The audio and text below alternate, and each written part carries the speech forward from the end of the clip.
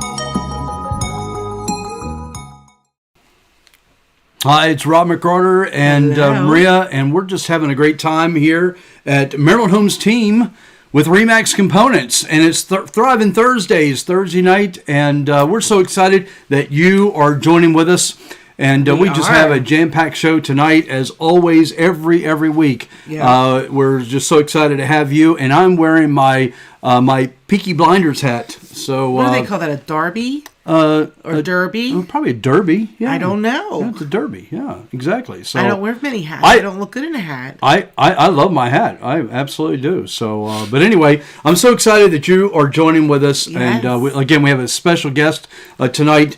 As always. Yeah, Scott Freitag is with us, and with Eastern Savings Bank, fantastic lender. If you're looking for commercial investment loans, we're going to dive into his interview just a little bit, but we have some other things that we want to talk to you about tonight. Especially with only 1 week to Christmas. 1 week till Christmas. That's right. We're not going to have a show next week. Just to let you know, it all depends. I may just kind of jump in and do just like a little special, maybe for about 10-15 minutes, just to kind of but you all are dive probably going to be busy into. because it's Christmas Eve. That's Yeah, exactly. But you're going to be busy, but that's okay. So- But I may just dive in a little bit. But we'll have to see. But we're going to talk about all kinds of things.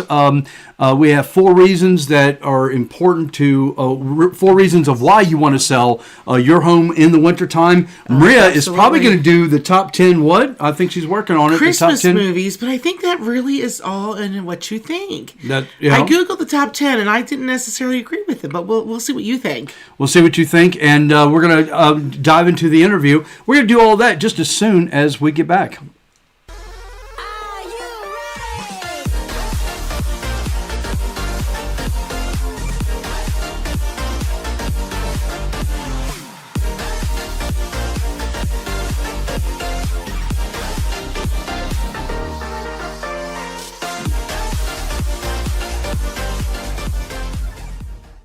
Love this house. Stunning, isn't it? What do you know about the schools in the area?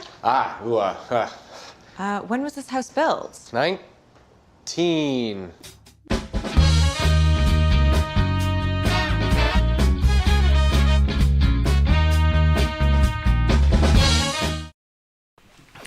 Well, honey, I think that should be your new shirt.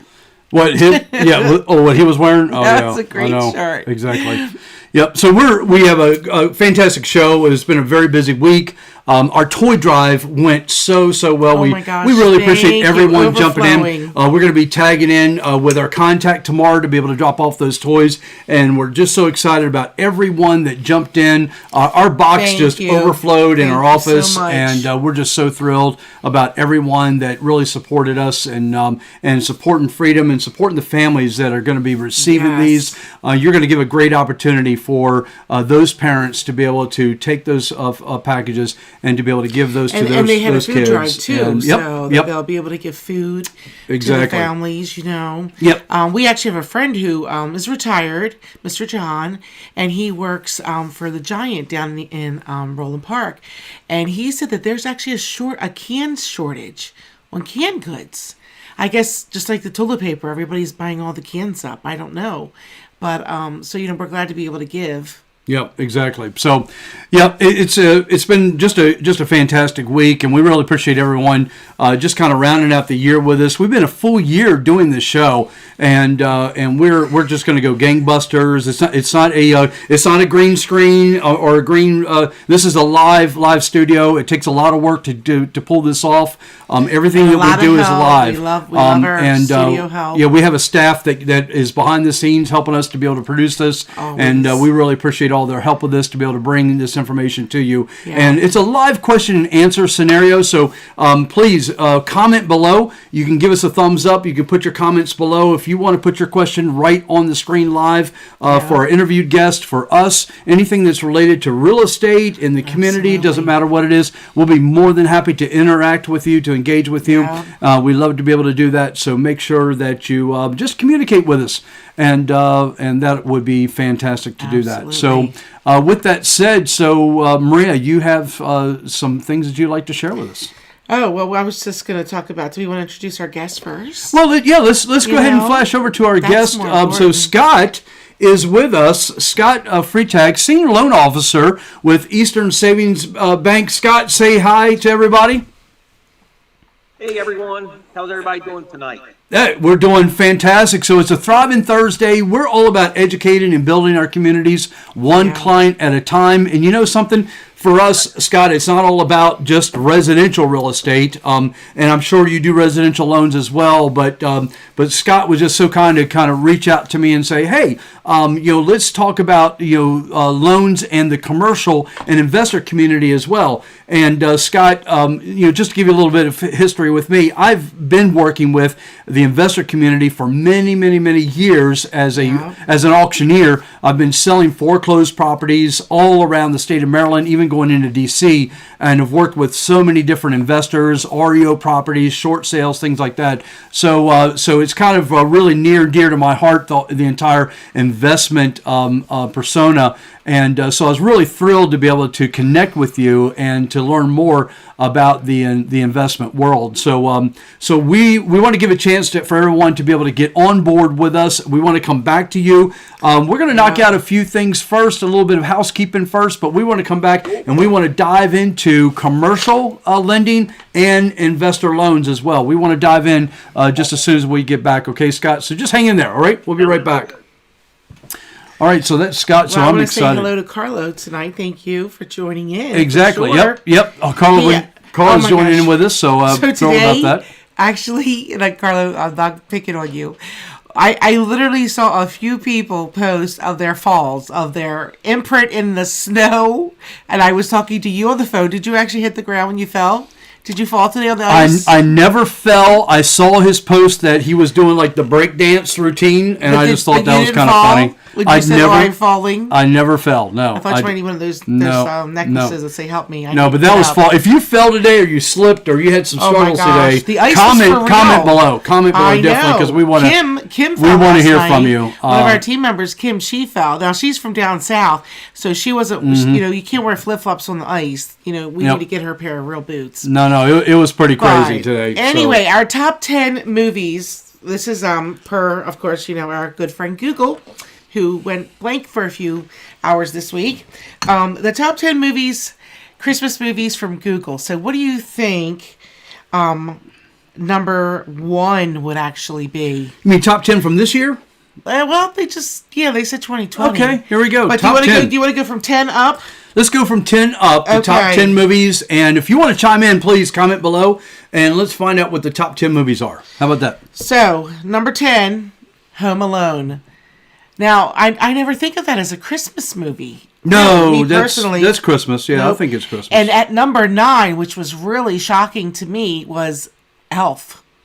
I thought Elf would definitely be further up. I thought Elf would definitely be further up. I love the Pop-Tarts and spaghetti. I could probably do that every day. That's definitely right up my alley. Yep. And then you'll be taking I love you, I love you, I love you. There you go. Number 8, National Lampoon's Christmas Vacation. Absolute classic. Yeah, we weren't allowed to watch that growing up.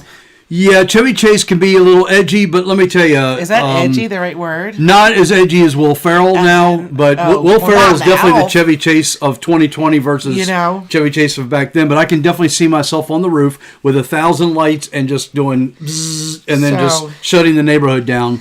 Then we have number 7 is Rudolph, which I'm wondering where the classics were. Yeah. Then we have number 6, Santa Claus with Tim Allen. I have to admit, those are really cute movies. Tim Allen, yep. I love him. Number 5, probably one of my favorites, Miracle on 34th Street. I remember watching it every single year as a kid, and I was just definitely my favorite clip on Miracle 34th Street, and again, it has to do with housing, is when she was pulling up with Santa towards the end of the movie. And she goes, stop the car, that's the house, that's the one. And she runs into the house and says, it's just as I envisioned. Remember, she ran through the house and they looked over and there was a cane at the back door. And both the husband and wife looked at each other and they said, could it be? They just could not believe that Santa actually probably bought that house for them. Wow. Boy, pretty good memory, huh? Don't we all need a Santa? So now guess who's going to go out and watch Miracle on 34th Street? So number 4 coming in, How the Grinch Stole Christmas. That would be the original. They've made quite a few since then.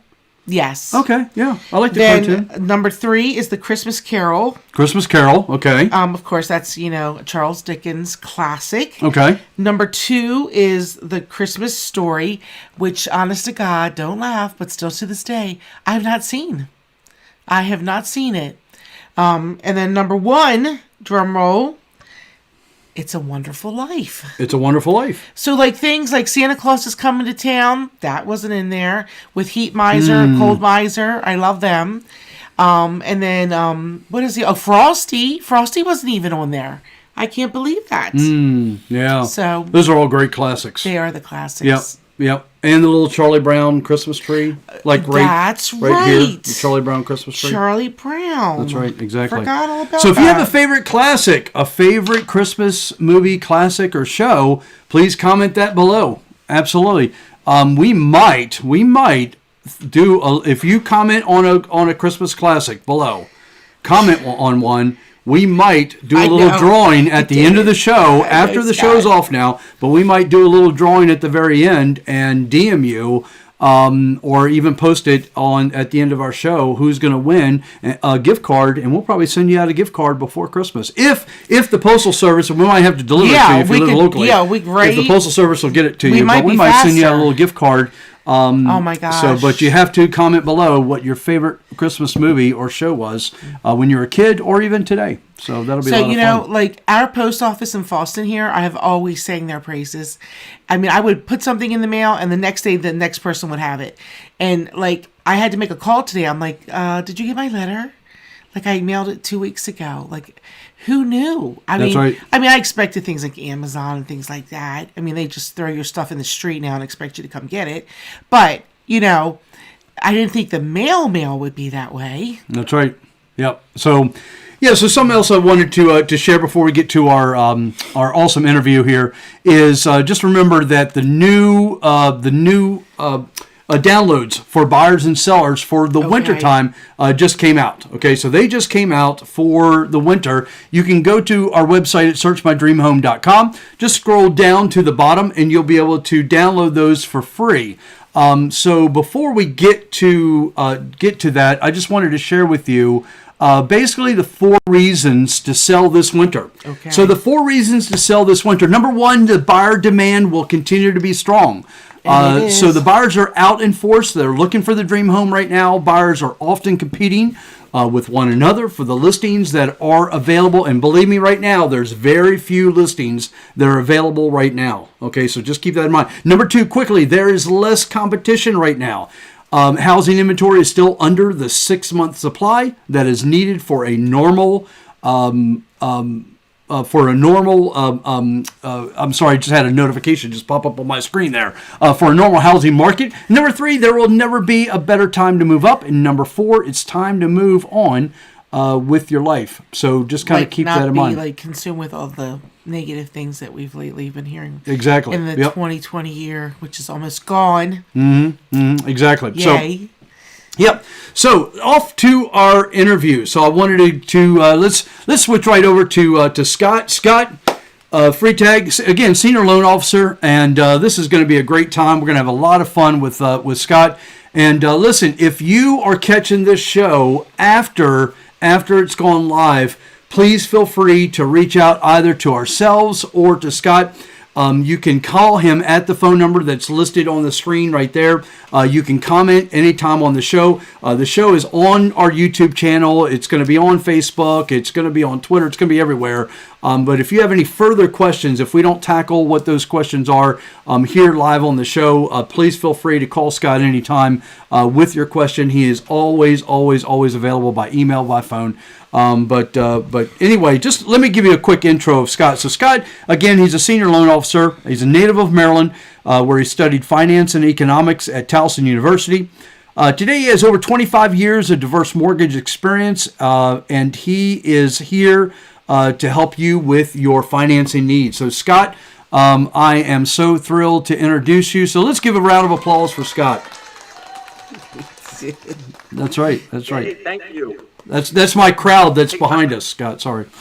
Or in front of us because the tree's behind us. How did Charlie Brown not get any votes? Seriously, right? Exactly. Like, I mean, it didn't even register, and being down so low, really? I know. That's right. Wow. Yeah, no love for Charlie. That was a bad search. That was. So Scott, tell us a little bit. I know Rob did a couple things, but tell us a little bit, a little more about yourself, and you maybe, and maybe some of your most intriguing deals you've had recently. Every deal's intriguing. I know, right? Right. You guys know that, right? They all have their own, Lately, something's always kind of intriguing about it. So, intriguing. I could go in a lot of different directions because they're all, like I said, they're all a journey. I'll share one. Yeah, it's probably my favorite deal this year. But we helped one of I call him a friend, but then a local investor. We did I think it was 30 property portfolio refinance for him. It's very involved, right? You got 30 properties that you're dealing with. And you don't Wow. need 30 appraisal to do that. We do the appraisal a little bit more commercially, but imagine it's a lot of paperwork. Yes. It's 30 lead certs. It's Oh gosh. 30 rental licenses. All that, and we had 3 guarantors, so it's a lot of tax returns. So I'd say that that'll win I'll call it my deal of the year. Wow. 30, that's a lot. So then they got like 30 pieces of paper or 30,000 pieces of paper signed, right? Well, and I'll add one more bit of intrigue with it. It's all like one loan, but they had them in 4 different LLCs, I believe. Maybe it might have been Okay. 5 all LLCs that were the borrowers. So Wow. That's right. But you know what? It's the year to refinance, or it has been, and I hear it's going to be that way next year as well. Interest rates are predicted from what we hear to stay strong. Yeah. yeah, and I think in the investment and commercial space, sure, rates are always important, but people are refinancing. They need to get out of a hard money or a private money loan. They use that Right. for bridge purposes. Higher interest rates, shorter term. There's always, everybody's got a different thing. Some people are looking at, they own the property, all they want to cash out. In this case, we were helping them kind of solve, a different issue that they had with another lender that was kind of, they were up against their maximum loan limit with that lender. So it's kind of freed up some cash for them to continue to do what they needed to do with that lender. Right. Yeah. So Scott, over the many, many years that I've been working with investors, there's so many different, when they go in, they evaluate a deal, they evaluate whether it's a multi-unit, duplex, whatever they're looking at from an investor standpoint. They're evaluating their going in costs, their going out costs, and 99.9% of them are going in with hard money. So they're able to get that hard money together, which is fairly easy to do. There's a lot of people out there that are so willing to give you that hard money, whether they're going in at 2 points, 4 points, whether they're coming in at, 12%, 14% per annum, whatever it is. But what I try and explain to the investors that I work with right away is that, listen, don't focus so much on that hard money, okay? What you want to do is you have got to focus on what is your long-term plan on refining out of that. Because you have to be in a financial position to be able to refi out of that in case you are, number one, cannot flip that property quickly, because you don't want to hold that hard money for 6-8 months, even a year, or you're gonna be in a financial destitute situation. Or number two, if you're going to buy and hold that property, obviously your intention is not to have hard money forever. You're going to want to refi out, so you have to have a plan in place. So that's why I tell people they've got to call people like you, of course, and get that plan in place. So the whole idea of the hard money is to secure that property as quickly as possible, make that offer as strong as possible right up front, and then do the hard work that's necessary to get that loan with you. Is that the right plan to put in place? Is that correct? Well, that's a really fantastic thought and question, as it turns out. There's 2 ways about it. So the hard money, right? It's like 7-Eleven and Wawa and Royal Farms. It's quick, it's convenient, minimal documentation, and you pay for that convenience and the rate.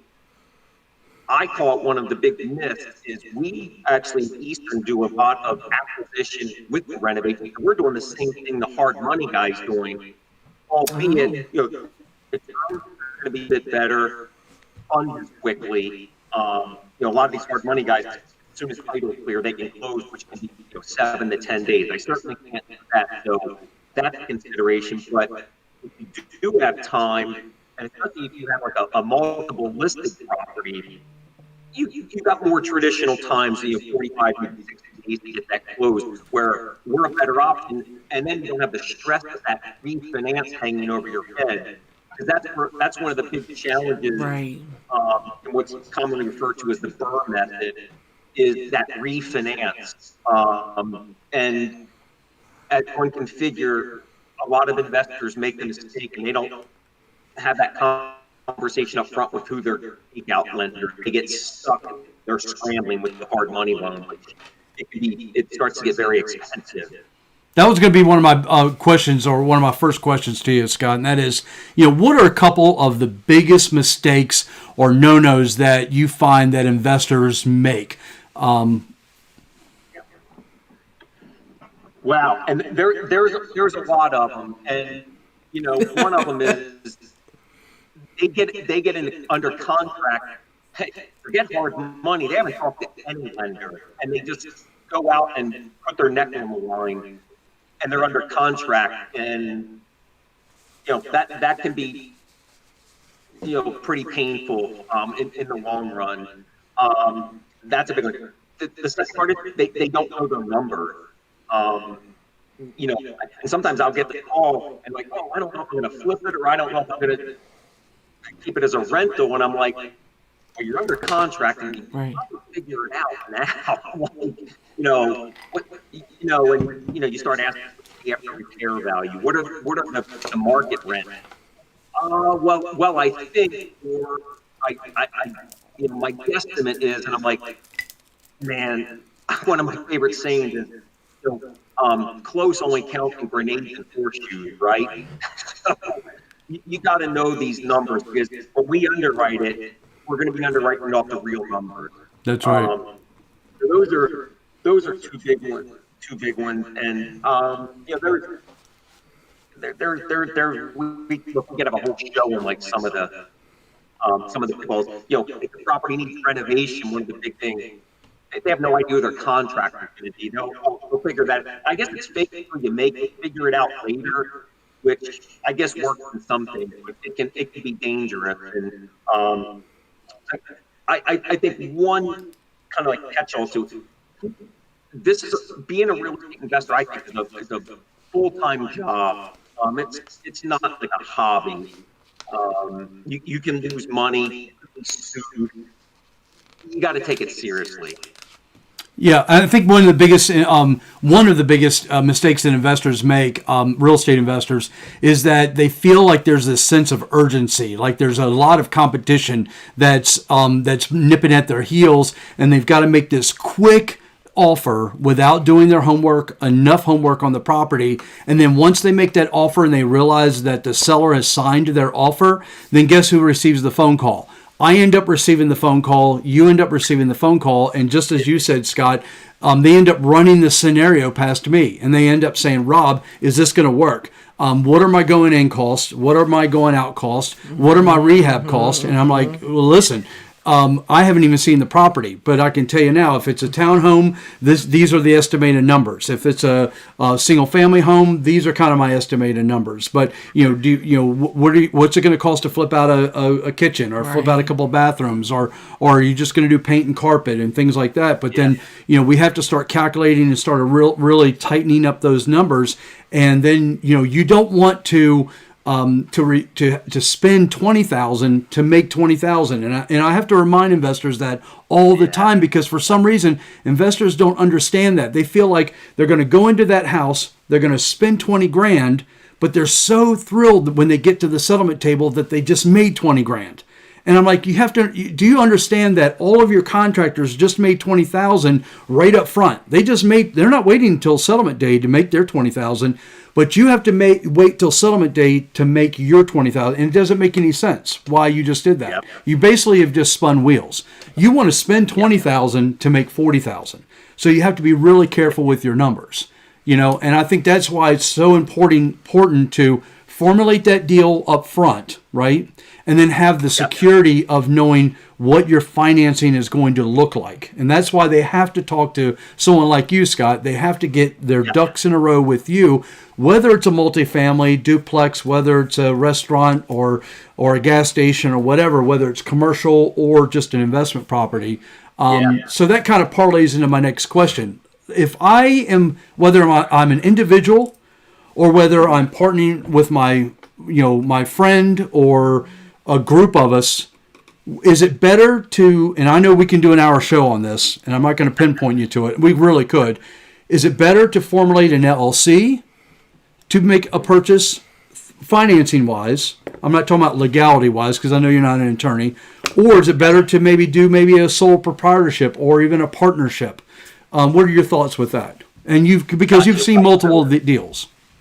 Yes. So, first of all, like the disclaimer, I'm not an attorney. I'm not a CPA. This isn't legal advice. Right. This is just from experience. So, LLC versus first name, it depends. When what we call investment-owned residential real estate, I think you can go either way. If you want to use the traditional Fannie Mae, Freddie Mac financing, it has to be in your personal name. That's where you're going to get the best terms available. It gets kind of quirky because I see people have the philosophy, I think you can finance somewhere between 8 and 10 before they kind of cut you off and you can't finance anymore. Some people max that out, then they form an LLC. That's perfectly fine. Other people go Fannie Mae and then they try to, do a quick claim deed into their LLC. You have to be careful. There's some do one sale clauses, that aren't necessarily enacted all the time. These are just things I think where you got to talk to an attorney. I always think, the LLC at least gives you it may be limited. That's the first element, but you're going to get some sort of protection if something goes awry. And Right. One thing I always tell people, if there's gross negligence on your part, whether it's an LLC or it's an individual, that LLC is not going to help you. If tenant Betty tells you about the step into the basement, hey man, this is kind of unstable, it's wobbly. Yeah, okay, I'll get to it. And tenant Betty kind of slips and falls, breaks her hip. It doesn't matter whether you're an LLC or an individual, you're liable in that case. So, like I said, it depends.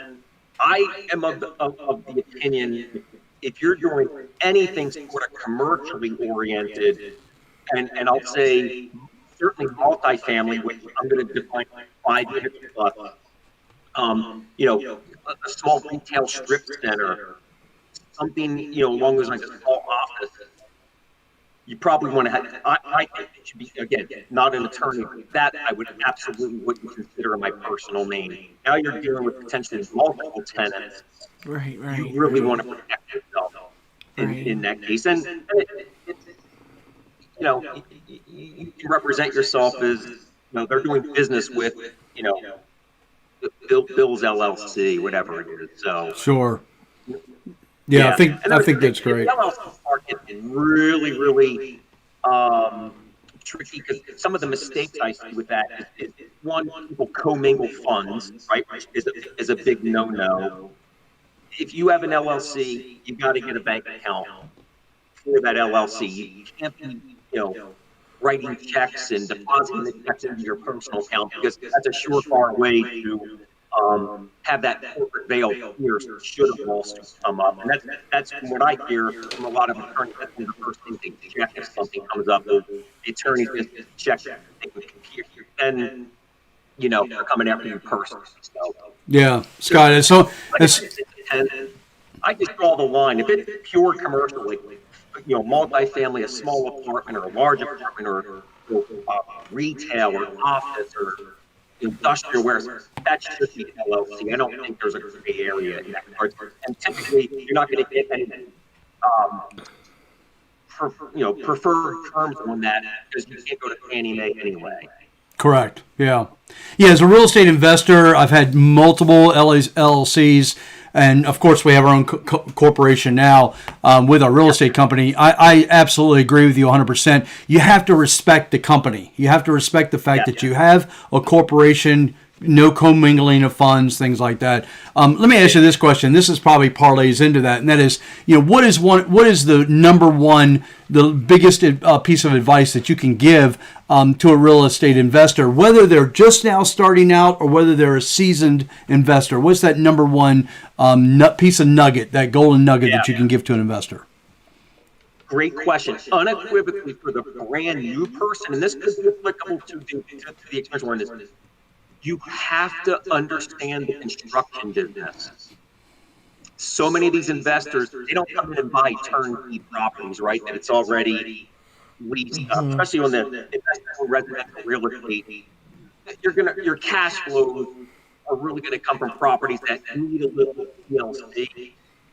And so many investors just get into this. They work a full-time job doing whatever, and they don't understand construction. So they don't know what things cost. They don't know labor. They don't know material. They're interviewing contractors. What do they ask? They don't know what they're asking. And they get taken advantage of hugely on the price. They hire. They only go cheap, and cheap isn't good, and good isn't cheap.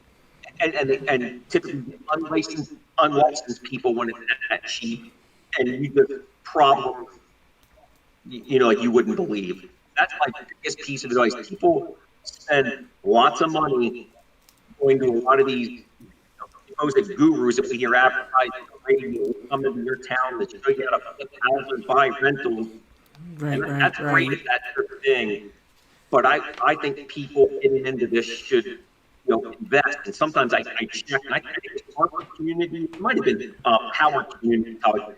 They had a course for $30 that you could learn. I forget what it was, construction basics.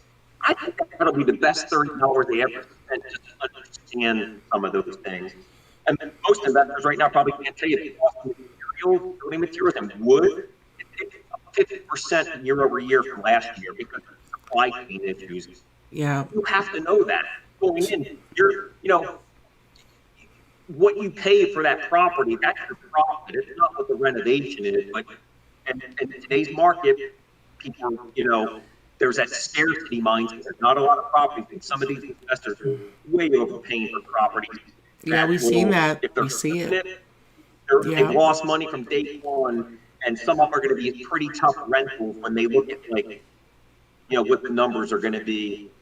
So, Scott, I have to tell you, the wholesaling business is just a huge business right now. If anyone wants to know more about the wholesaling business, they can certainly call me, and I can clue them in a little bit more about that. I don't want to get into that information here, but the wholesaling business is really huge. That's great for a first-time investor that does not know about, just like you said, Scott, the wholesaling business and things like that. But I tell you, Scott, just to ride on your coattails a little bit there, you are absolutely correct. If you don't know anything about the construction valuations when you're stepping into a property. I had an old-time investor tell me so many years ago, he said, Rob, you make your money when you buy the property. You don't make it when you sell it. He said, because if you buy it right, you can sell it in any market. And I thought to myself, and I was a young guy. I was really young. This was 25 years ago. And I thought, the old man doesn't know what he's talking about. And he absolutely knew what he was talking about. If you buy it right in the very beginning, you can sell it in any market. And that means you already know that half bath is going to cost you $3,000, that full bath is going to cost you $5,000, that the kitchen's going to cost you $10,000, or luxury kitchen's going to cost you $20,000, whatever. Right. So, and a seasoned investor is going to have a contractor lined up for every aspect of that home. You're going to have your own roofer. You're going to have your carpet guy. You're going to have your kitchen guy. You're going to have your cabinet guy. You're going to have everyone already lined up. You're not going to have the property under contract first and then calling someone like Scott or calling someone like myself and saying, hey, do you know someone who steam cleans carpets? You don't want to do that and get caught in that scenario. But you know what, Rob? Right now, contractors are busy. They're hard to get a hold of. They are. They show up for a couple days. This is what I hear. Now, we have a couple good ones that we know we can call on and trust. But like, they say they come for a couple days and they disappear for a couple days. I mean, that's just like the common thread you hear. Yeah. So, getting ideas that's a fantastic point. And as an investor, right, you have to look at contractors. Some contractors are great for homeowners that are doing that really high end, they're not going anywhere. The materials that they're using, the finishes. That's going to have a different price point. Now, if you're flipping a house, you've got to look at what the comps are, and maybe you have to go there. And right, if you bought that thing wrong, you're in a world of trouble. On the rental side, you have to kind of like look at some things a little bit differently. Potentially like the wear and tear that it's going to get, and you can't necessarily afford that high end contractor. Right. And you're right. They're busy right now. I call it the retail side, the homeowner side, and on the investment side. And it kind of goes back, like, this isn't a hobby, it's a full-time job. You can't just, and I see it all the time with some of the groups, the investment groups involved in on social media, and I can tell you, hey, looking for a DC to do this, that's not the place to be finding the contractor. That's going to lead to a lot of potential problems.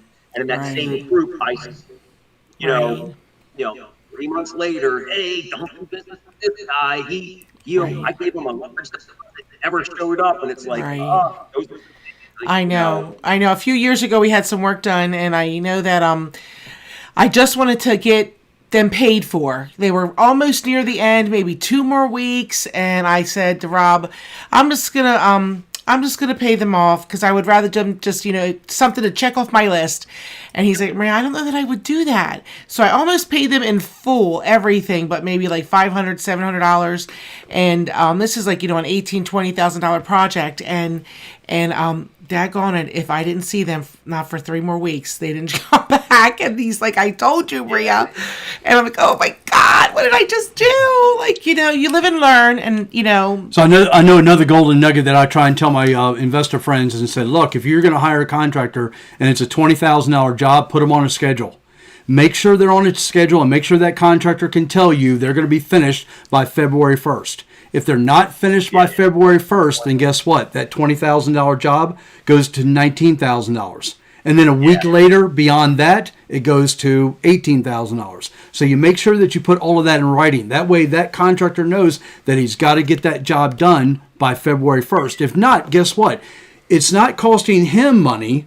It's costing you money. Why? Because more likely you might have hard money on that deal. Right. So you just want to be able to look at that and make sure that you calculate that out.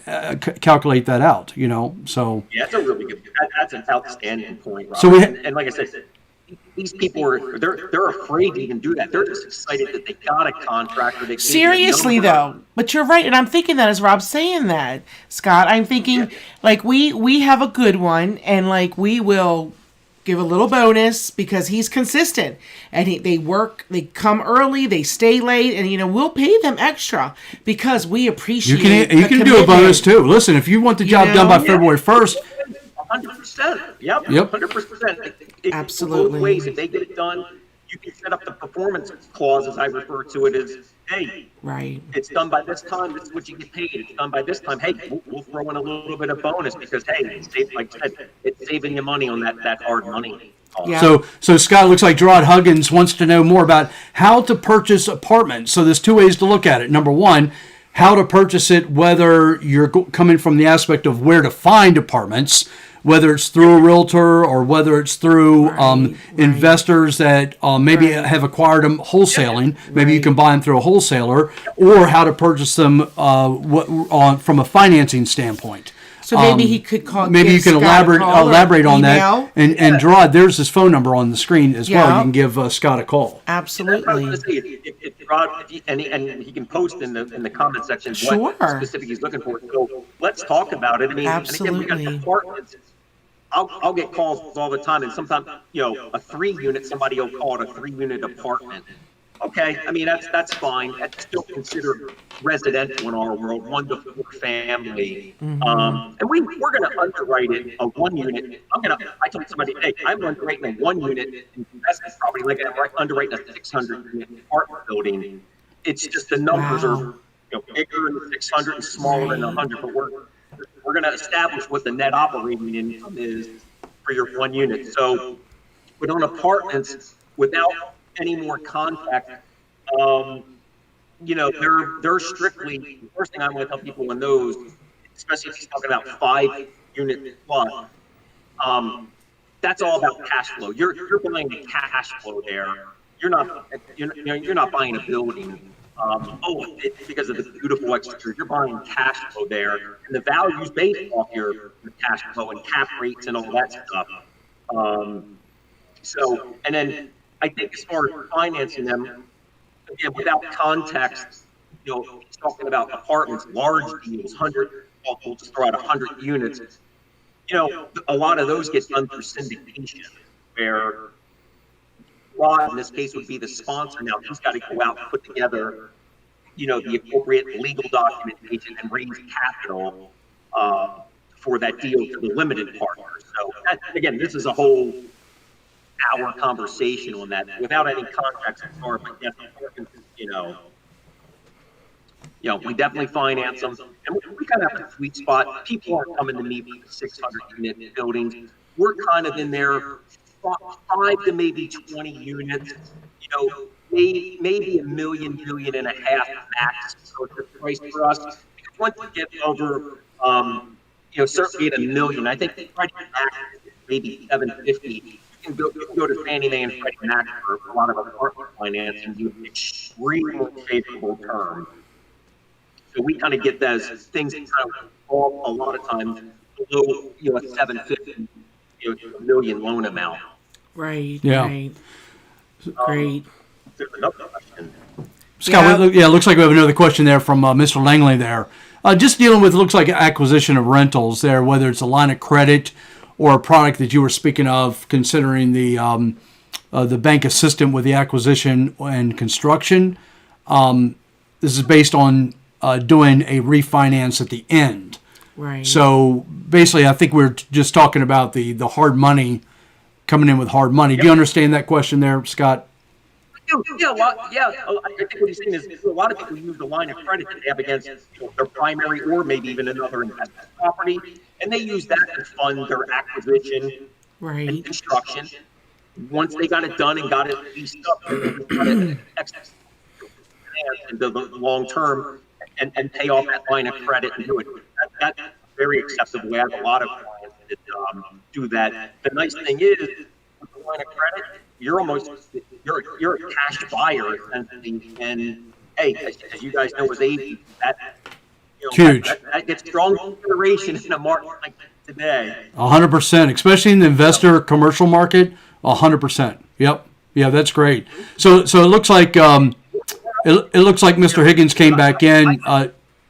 Maybe he could give him a call. And he has good credit and some savings, and he just wanted to know basically the number so he doesn't waste anyone's time and anything like that. So I would say, Mr. Huggins, I'm sorry, I said Mr. Higgins. Mr. Huggins, I would say the best thing to do is to just reach out to Scott, give him a call. You can text him at that number. You can call him at that number, and You're never wasting our time. You're never wasting his time, and he's going to get you started. Enjoy helping. He's going to get you started on running some numbers, and definitely if you need to get started on what's the best path, where to find the apartments and things like that, I can guide you as well. You don't necessarily always need to go through the MLS to find great deals on apartments.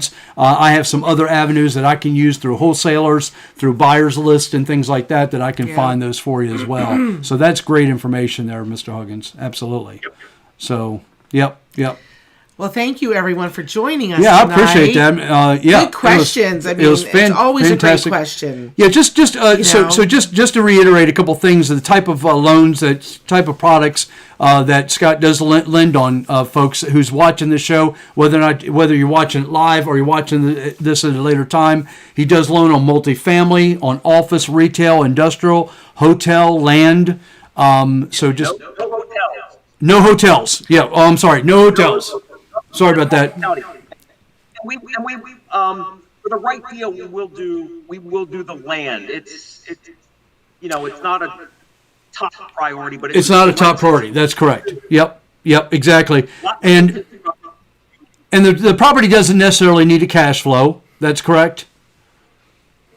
Right. So these acquisitions, let's look in terms of, we'll look at it both ways. So investment-owned residential real estate, a lot of times you're purchasing it, it doesn't come with a tenant. So correct. At the time of acquisition, we'll just say we're financing the acquisition and renovation.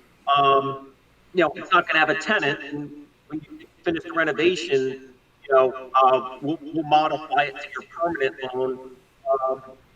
And then in due time, the closing document's going to specify, hey, and it's based off of their timeline, hey, when do you expect to have it leased?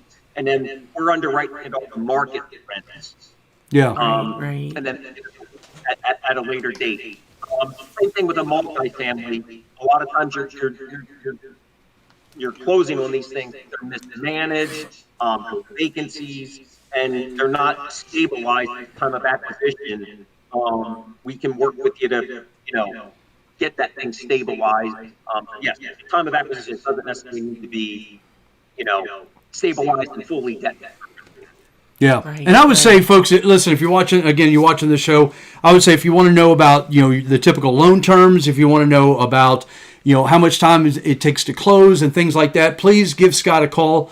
Reach out to him. That's probably the best thing to do because every deal is going to be different, right, Scott? Every deal that someone brings to you, depending on the contract, because even the contracts are different. Are different. Commercial contracts are so much different than a typical Maryland Association of Realtors contract, let's say. Sure. So just keep that in mind. So every deal is going to be different, and the parameters of that contract is going to be different. So give Scott a call. So Scott, listen, I really appreciate. Is there anything else you want to share with us before we kind of wrap up the interview with you tonight? No, I want to wish everybody, happy holidays, Merry Christmas, Happy New Year. I think it's tonight the last night of Hanukkah. It is. Yes.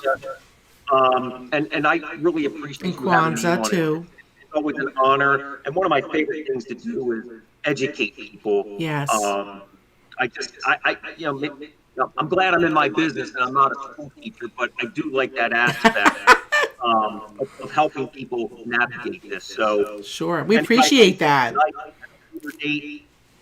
My contact information. Don't hesitate to contact me. Contact Robert, Maria, for your real estate needs, and they'll get you squared away. And So get where you want to go. So in the description of this show below, just let everyone know, at the end of the show, we'll have all of your contact information as well, Scott, so they don't have to try and fish around and figure out, how to email you and things like that. All of that will be in the description of the show.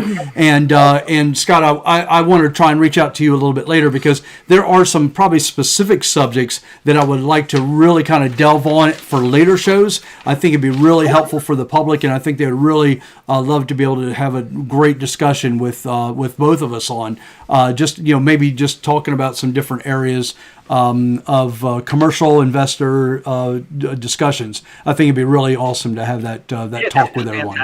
Yeah, I would love to do that. Yep, it'll be great. Absolutely. Well, thank you, Scott. everyone. I appreciate that, and we will talk to you later on. We're going to continue the show, and Scott, I will touch base with you later on, my friend. Okay? Yes. Happy holidays, guys. All righty. Thank you. Same Take to care. everybody. Take care. So, Maria, that was a lot of fun. So yes, and there's a lot of details to all these different situations, but it's nice to have someone who's willing to walk you through it, which is us and him as well. Yeah, exactly. So, just want to talk, just before we wrap the show up here, I have marketing stats that we did not tackle last week, but I just want to share a couple of marketing stats here. So I know we had talked about Dundalk. So Dundalk was part of the marketing stats that we were going after here. Now, isn't Dundalk where the original Herman's is? Herman's Bakery? We love Herman's Bakery. So, and for what? Which ones are? What's your favorite? So Herman's Bakery, if you've never been to Herman's Bakery, that has the strawberry shortcake. Because when I went in there probably 8 months ago, they had the strawberry shortcake. What did they have? The strawberry shortcake cake. Not pie, Yeah. but they have the cake in there. So that was really cool. So anyhow, so let's talk about the marketing stats for Dundalk just as soon as we get back.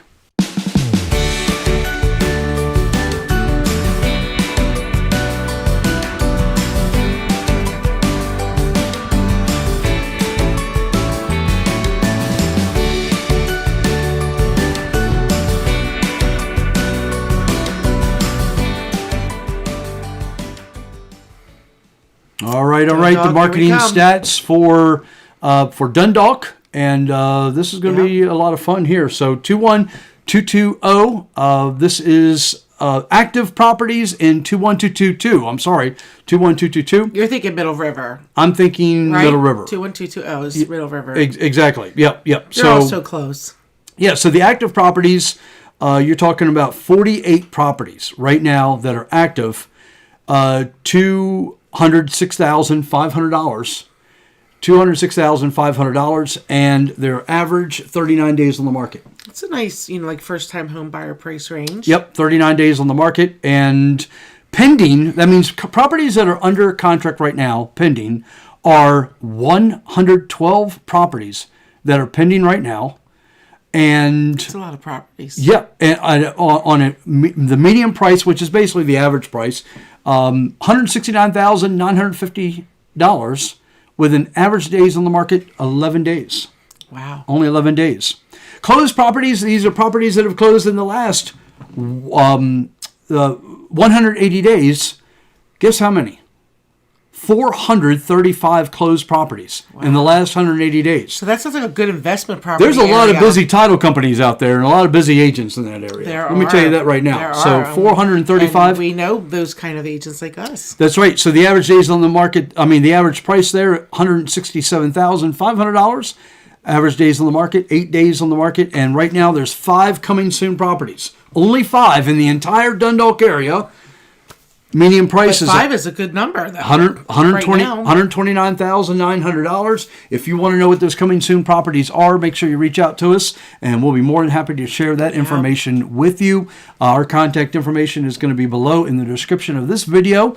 Please feel free to visit our website at searchmydreamhome.com. Yes. And we will be more than happy to share that information with you. So enjoy the snow. Be careful on the ice. Enjoy the snow. Be careful of the ice. And remember, next Thursday is Christmas Eve. It is. We're not going to have a show. However, I may just slide in a little Facebook Live, something a little bit special for our team, just for you. We have church service. So. We do have service. But, so if you don't have anywhere to go, join us at Freedom Church for Christmas Eve. Yep. We have 3 locations. Exactly. Yep, exactly. So, Maria, we're always better together. We're always better together. Remember this, it matters financially who you work with to either buy or sell your real estate. So remember, put Maryland Homes team at the top of your list of real estate professionals to interview because you are going to be thrilled to learn about the marketing plan that we have designed for your home specifically if you're looking to sell your home. And we would be thrilled to create a wonderful relationship, long-term relationship with you if you're looking to buy your next property in and around the Baltimore metro area. So Merry Christmas, Happy Holidays, Happy Hanukkah, and we can't wait to see you when we do our next show. Take care. Thank you. Good night. Good night.